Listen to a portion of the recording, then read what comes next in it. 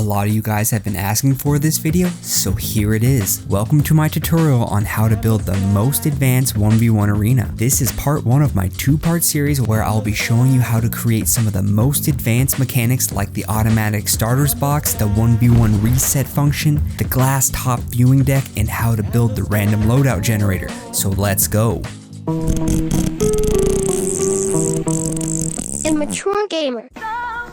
This tutorial is by far the most requested video I have ever had. Thank you guys so much for all the love. This is why I make maps. Not only is it fun to do, but knowing that other people enjoy playing them makes it all worth it. If you guys haven't seen my original most advanced 1v1 arena video, I will leave a link in the top right of your screen. Make sure you check it out before you watch this video so it all makes sense. I was going to try and make this into one video, but it would be very long and I felt like breaking it up into 2 videos will make it more digestible. For part 1, I will cover how to build the automatic 1v1 starter box and how to create the 1v1 reset function. And in part 2, I will show you how to build the glass top viewing deck and how to build the automatic loadout generator. Make sure you are subscribed with notifications on so you don't miss part 2. Let's get into it and start building the automatic starters box. How it works is there is a trigger at the bottom of the ramp. When a player steps on it, it starts a 3-second delay and then sends a signal to the barrier to turn it off. To reset the barrier, that same trigger sends another signal to a music sequencer to play, which in turn signals another trigger device that sends a signal to turn back on the barrier. That might have sounded complicated, but it's pretty simple to do, and it's a good segue into learning about triggers and receivers. To start, go to the creative menu galleries tab and select the indestructible gallery. Pro tip, make a platform out of a basic material and place your assets on it. The reason for this is when you are all done creating, you just have to delete one piece to delete everything you place on the platform. Alright, now we can start building our 1v1 starters box. Place your ramp down and then go to the creative menu. Under the device tab, select the barrier trap. Place a barrier under each ramp. Make sure when you place the barrier, you are looking in the direction of where the players will start. This will make it so you can just copy my barrier settings. Make the barrier visible, whatever color you feel like. I made one side blue and the other side red to match the scoreboard colors. Make sure you select the enable setting. Block weapons doesn't matter. Barrier width is 1, depth is half, and height is 1. Adjust these accordingly to your terrain. Set enabled when receiving from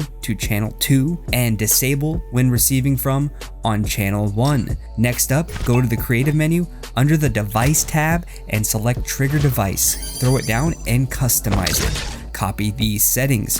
Trigger by player on, trigger by damage off. Times can trigger, infinite, delay, 3 seconds. This setting is very important. This is how much time it takes from when you jump on the ramp to when your barrier drops. Set reset delays to 3 seconds as well. This will ensure people don't keep resetting the timer. Trigger sound and trigger visual effects is personal preference. I use a music sequencer with music blocks on it to make the audio start timer cue. I will show you how to do that later. Turn visibility in game off, then keep the rest as default and go to the last setting. Find when trigger transmitter on, change it to channel 1. This is the same channel that we set the barrier to turn off. You should be all set with settings. Now let's resize the trigger to make it so no matter where someone lands on the ramp, it will start the trigger. Now if you were to jump on the ramp, your barrier should drop after 3 seconds. Now let's set up the barrier reset function. Go to the creative menu under the device tab and select music sequencers. Place it down and customize it. Keep all the default settings except start sequence when receiving from and select channel 1. Next up, go to the creative menu and under the device tab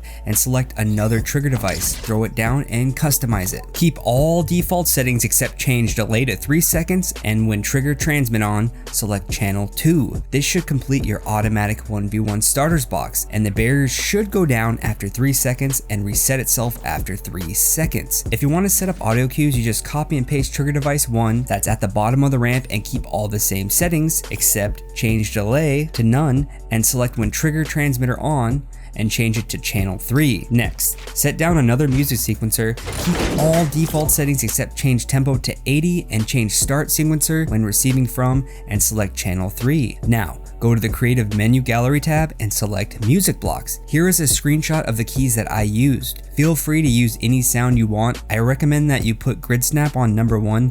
This will ensure that all your music blocks are evenly placed. Set your keys down in the music sequencer play area. Now that should complete the automatic 1v1 starter box. Pro tip: if you want to make testing your triggers and devices easier, go into game settings and set spawn location to current location. This setting will make it so when you start the game, you will spawn where you are standing. Don't forget to change this setting back before you publish though. Alright, now let's build the 1v1 reset mechanic. This is a little more complicated, but once I show you how it works, you'll be like, ah. How it works is you hit a trigger device, which sends a signal for a bot to spawn in with a rocket launcher. It also signals a barrier to turn on, encasing the bot so it will not damage anyone or any structure, just the builds above that square. Inside the bot's enclosure, there's another trigger device that is signaled by the damage caused by the rocket launcher. That device sends a signal to drop the barrier and turn on a damage volume trap, killing the bot instantly. When the bot is killed, it sends another signal to turn off the damage volume. You guys got all that? If you didn't, it's okay. I will show you all the steps on how to build it. First, grab some walls from the indestructible gallery and make an enclosure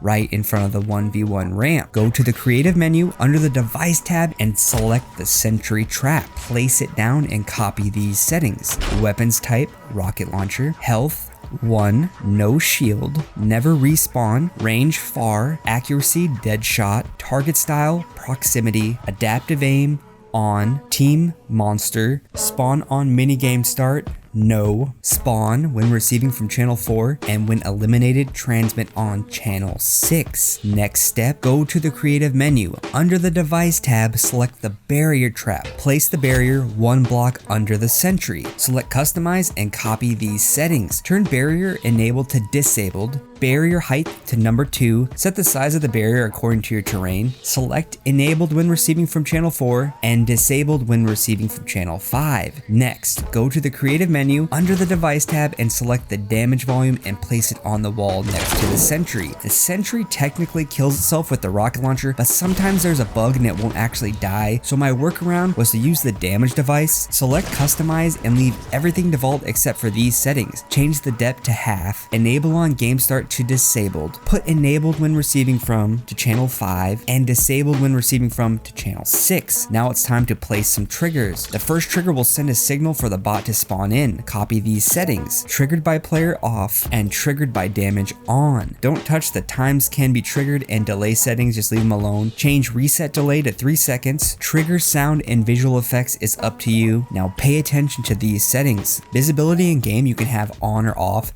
This setting decides if you want to see the trigger device or not. This is how you turn any object into a trigger device. Just pick any item from the gallery you want and put the trigger on top of it. Select the visibility setting to off, and once the game begins, the trigger will go invincible, but you can still activate it by damage. If you have the visibility off, you will want to make sure you have a receive damage while invisible setting enabled. The last setting you will change is when triggered transmit on channel 4.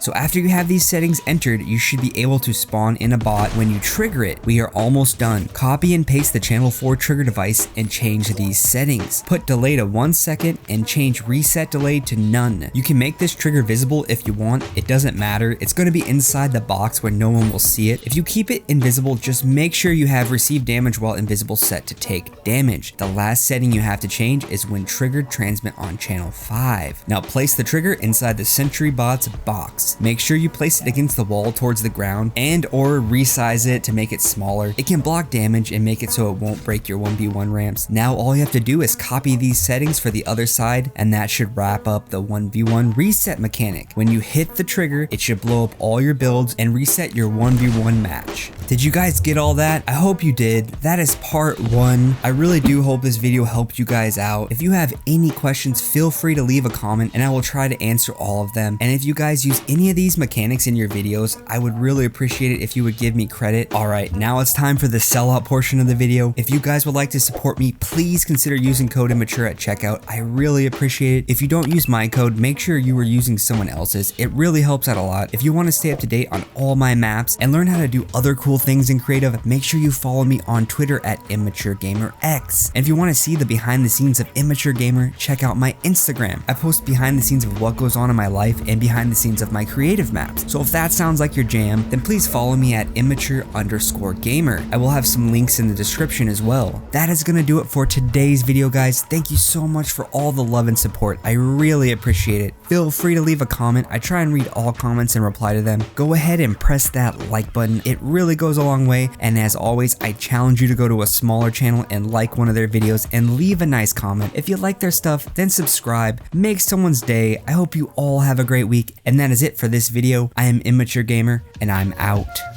Make sure you subscribe so you don't miss any new videos. And thank you for watching.